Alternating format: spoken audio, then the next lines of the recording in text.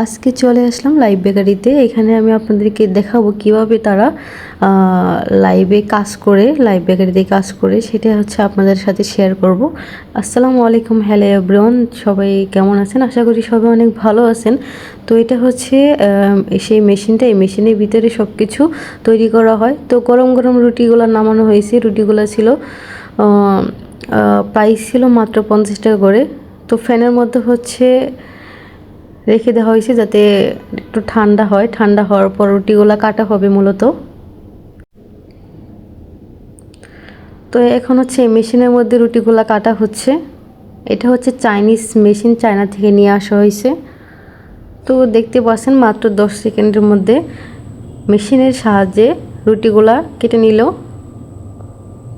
খুবই সুন্দর মেশিনটা, মানুষের কাজকে কতই না সহজ করে দিছে, তাই না?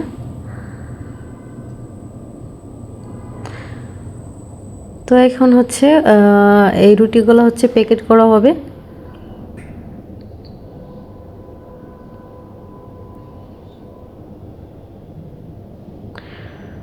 প্যাকেট করার পর হচ্ছে এখন স্টেপলার দিয়ে লাগানো হলো সবগুলো সুন্দর করে। তো এদের কাজের পারফরমেন্সগুলো খুবই সুন্দর, আমার কাছে খুবই ভালো লাগছে এদের কাজের ধরন দেখে। ওরা মূলত হাসতেছে আমি ভিডিও করতেছি দেখে। তারপর হচ্ছে এই পিৎজাগুলো হচ্ছে ডিসপ্লে করা হচ্ছে।